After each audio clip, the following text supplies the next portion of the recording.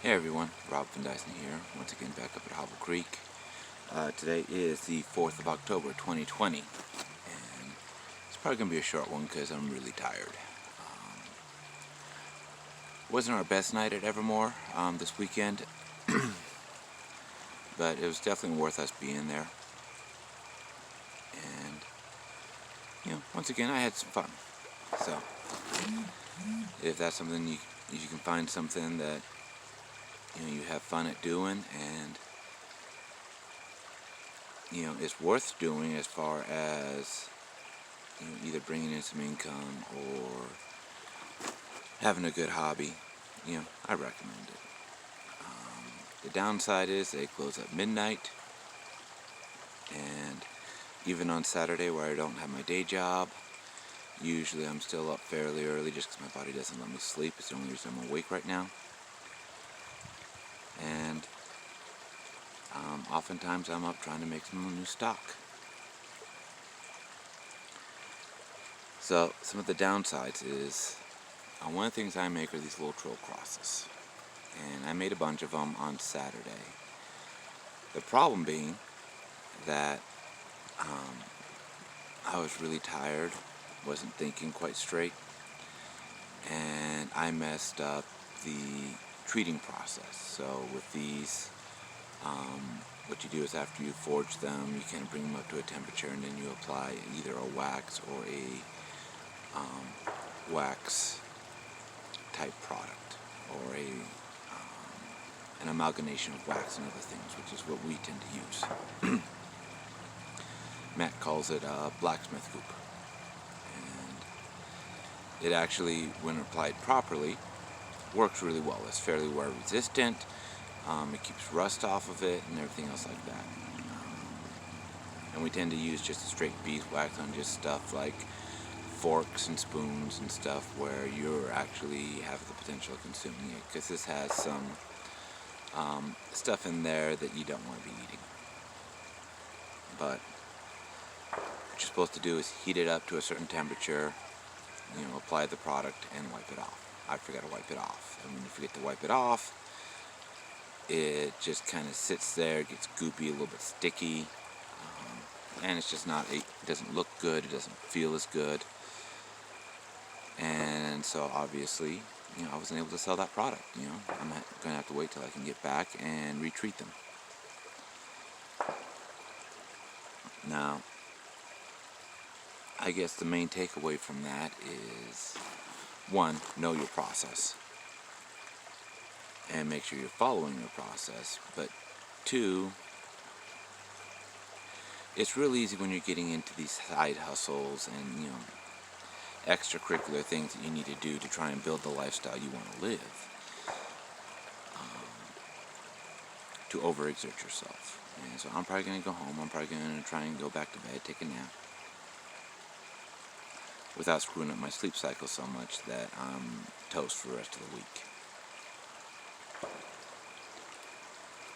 In permaculture, I'm not a permaculturist necessarily, though. A lot of people I follow are, and so I do know a bit about it. And like everything, I take what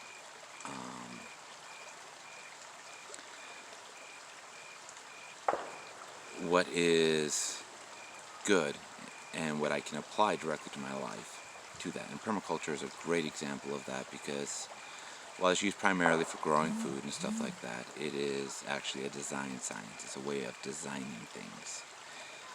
And so they have a principle in permaculture, where I'm going to paraphrase it. Like I said, I've never taken a permaculture design course or anything like that. But it's observe and accept feedback. Interact, observe, and take feedback. And so right now my body is giving me feedback. I need a little bit more sleep. And I've been trying to run just a little bit too hard with a bunch of different things. And so I'm going to need to kind of step back. Just a little. One of the other things to realize is that most things in life, we're all familiar with the light switch where you go and you flip the switch and the light comes on. And then you flip it and it goes off. And most of us are also familiar with something referred to as a dimmer switch. And in the old days, it used to be a little knob that you would turn. I believe those are still fairly prevalent. And then they also have ones where you'll slide a little lever up or down, or slide your finger up on a reader up or down. And what that does is it actually, instead of on or off, it gives you several different degrees in between. You want full light, you turn the switch all the way up. You want partial light, you can rotate that till you're at your desired light level. Or, switch, or I'm sorry, the lever or whatever. And so, yeah, I'm going to be taking some time this week to recover, to, kind of get myself back on track. I'm going to be looking at some other things that are probably negatively affecting that, my diet and stuff like that, but I'm not turning it off. This isn't a light switch. I don't need to just flip it off to take that. I can just okay, you know what? I had it at almost full brightness. I'm going to go ahead and turn it down just a little. And that's going to give me a little bit more time to take care of myself. So, and it's funny how a lot of things in life are like that, I don't consider myself extremely religious, but there was a time in my life where I was. And I was listening to this religious speaker talking about it, where he was using the same analogy of the light switch and talking about faith and how most people consider it, he's lost his faith, it's either on or off. When in reality, it's on more of a dimmer switch. And so things can go up, things can go down. And most things in life are actually like that, Very few things are actually truly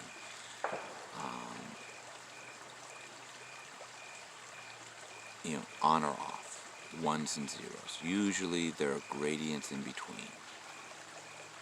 And, if you look at it more like that, then you realize, okay, so, yeah, I'm not going 100% on blacksmithing this week. I'm going to kind of step back a little. Still going to make stuff, still going to be watching YouTube videos and stuff like that, but I'm also going to be making sure that I take care of myself so I don't crash, because that's the other problem is most of us have had the experience, I believe, of we have a project or something that needs to get done, and for whatever reason, procrastination, scheduling, whatever, we just have to go full bore 100%, living off of caffeine or whatever stimulant you use, to try and just power through it, and you power through it, and you power through it. And then you get to the end, the project is turned in, it is what it is, and then you just crash hard. And when you crash, usually the light switch just ends up going off. And not just at the switch, but at the power level. The breaker is blown. And so you have to go and do what you need to do to reset the breaker. Because you can try and flip that switch all day, nothing's going to happen. It's just not getting any power. And so you want to try and avoid that, obviously. Take the time to go in and reset the breaker if necessary. But I think we can all agree it's better if you just never flip the breaker, if you never pop the breaker. So, that's pretty much my thoughts. That's my lesson from this week, from me actually trying to go out and build my lifestyle that I want to live. Overall, I like my day job. But I also realized that to get to where I want to go, my day job alone isn't going to do it. And my day job is actually subject to a lot of uncertainties, as has been proven during all this stuff going on with Corona. So, just something for you to think about. If you feel yourself starting to get burnt out and stuff, that doesn't mean you flip the switch off. that doesn't mean that you still have to just be going 100%. Adjust your switch. And most of us have a lot in our lives. We have an entire bank of these switches that are dimmer switches that we can turn up and off. And to balance the power and to balance our lives, we need to be adjusting those. If one needs to go all the way up, something else needs to come down. Back and forth until you have the balance for where you are in your life. And that switch isn't going to stay static. It's not like you find the balance and then you can just, take 5-ton epoxy and glue everything into place. As different things come in, different switches get added, different switches get taken out, as different priorities come.